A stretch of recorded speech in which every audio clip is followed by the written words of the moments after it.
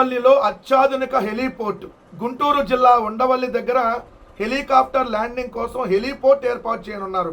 ఉండవల్లి హెలీపోర్ట్లో కనీసం 4 హెలికాప్టర్లు నిలిపేందుకు వీలుగా పార్కింగ్ బేలు నిర్మించాలని ప్రతిపాదించారు. దీనికి 5 కోట్ల వరకు ఖర్చు అవుతుందని అంచనా. ఉండవల్లిలో నిర్మించనున్న హెలీపోర్టుకు ప్రత్యేకత ఉంది. విమానాశ్రయం లాగే హెలీపోర్ట్ చుట్టూ ప్రహరీ నిర్మిస్తారు. విమానాశ్రయాల్లో ప్యాసింజర్ టెర్మినల్ లాగానే చిన్న నిర్మాణం ఉంటుంది. రాత్రి వేళల్లోనూ ప్రత్యేక లైటింగ్ ఏర్పాట్లు లేకుండానే హెలికాప్టర్ ల్యాండ్ అవుతుంది.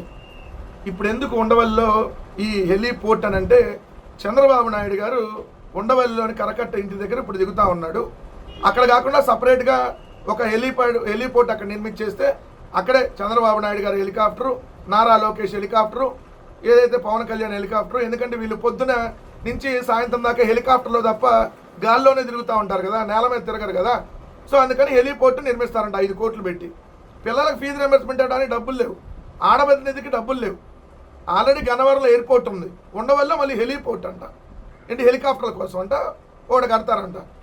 ఎవరు దిగుతారు అక్కడ హెలికాప్టర్లో? మీ ముగ్గురే కదా దిగేది, మీకోసమే కదా ప్రత్యేకంగా ఇది. అంటే ప్రభుత్వ డబ్బుని ఏ విధంగా దుబారా చేయాలి. చంద్రబాబు నాయుడు కరకట్ట ఇంటికి మరమ్మతుల కోసం 10 కోట్లు, డిజైనింగ్ లైట్ల కోసం ఒక 5 కోట్లు. ఏంటి ఇదంతా? కనీసం ఏం చేస్తున్నారు? కొంచెమన్నా దిమాగ్ ఉందా ప్రభుత్వానికి?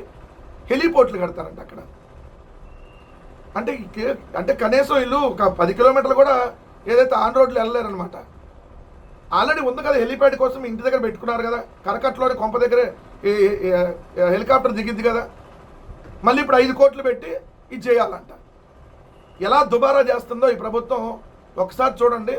వాళ్ళ ముఖ్యమంత్రికి, ఉప ముఖ్యమంత్రికి, ముఖ్యమంత్రి కొడుక్కి వాళ్ళ ఫెసిలిటీస్ కోసం కోట్లాది రూపాయలు ఎలా తగలేస్తున్నారో ఒకసారి గమనించండి.